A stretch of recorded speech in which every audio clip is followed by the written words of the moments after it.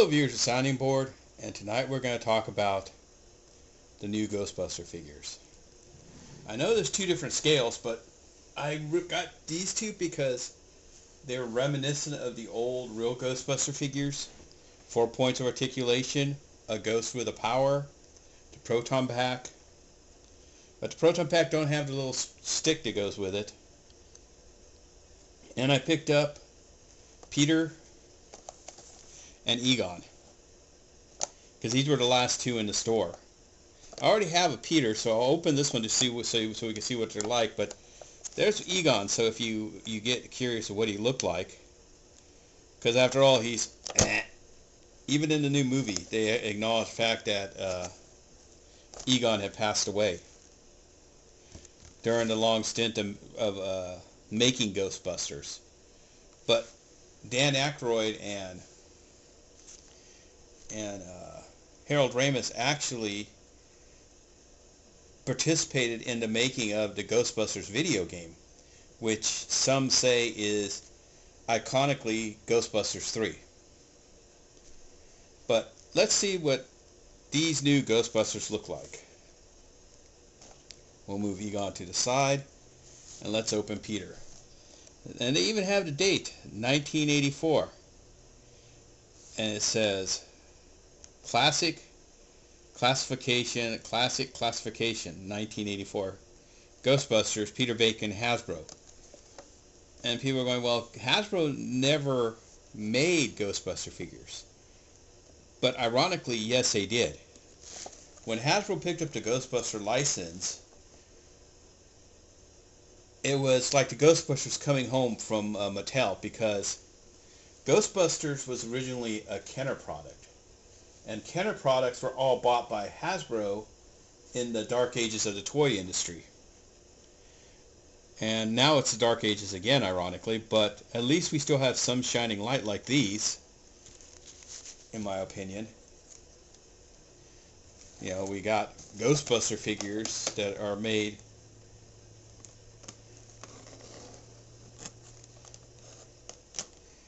and we got the Ghostbusters Afterlife figures on the shelf too, which are fully posable and not reminiscent of the real Ghostbusters so far. Yeah, I don't know if I'll pick up any of the Afterlife figures, because so far I haven't seen anything that interests me enough to it. Oh, damn it. You are going to have to destroy the package or buy an extra or cut it out. I just ripped this one open. So this package is shot now.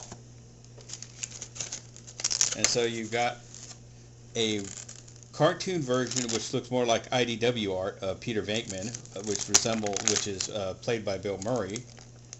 And let's get his ghost out first, because I think these are going to be a pain in the ass like McFarlane toys tonight. I think this is the night of pain in the ass toys. So we got this weird Slimer ghost that activates and opens up not too well, because I finger blocked the last time, to some weird mouth.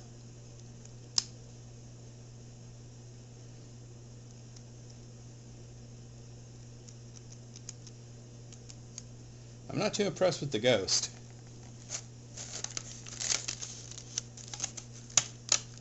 You know, it's Slimer yet not Slimer.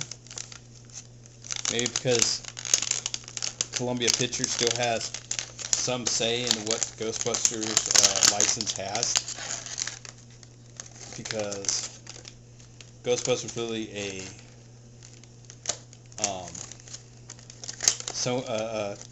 Columbia Pictures property before it ever became Sony's. There's the proton pack. It's a nice replica of one. It has a plug that goes in the back, and then it has the little gun. And now let's see if we can get Peter out without hurting my hand. Peter's stuck.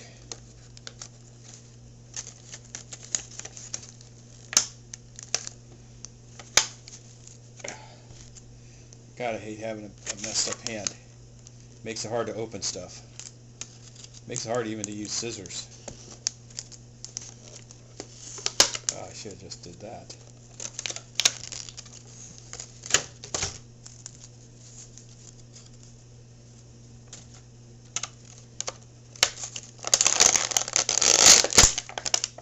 Okay, there's Peter with his classic Peter Venkman hairstyle, the Bill Murray pompadour from the 80s.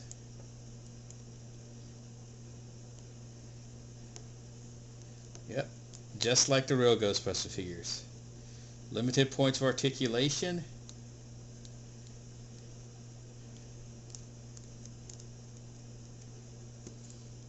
Just so you can stand them in a shelf. Just like the real Ghostbusters. They do have the what's it called? The car to go with them too.